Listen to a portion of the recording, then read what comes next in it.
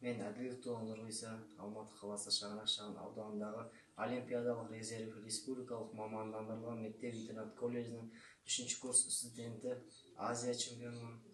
Құдай қаласа, Шаңырақтың жастары Олимпиада шығын бағындыруға тілектеспін.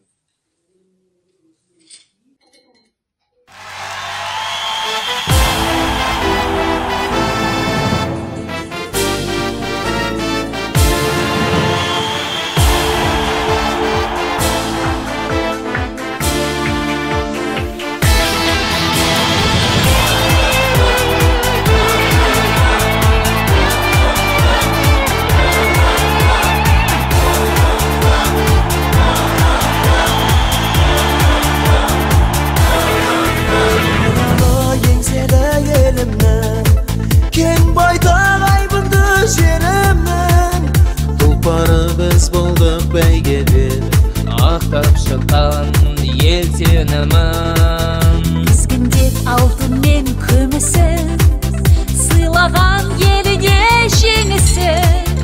Әлемде топ жарып жарысқан Қазақстан. Желбіреп байрағы әлемде, әнұран айтылды әлемде.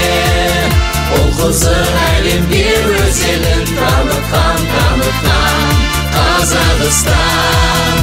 Желбіреп байрағы әлемде, әнұран айтылды әлемде. Ол қызы әлемге өз елін танытқан Қазақстан.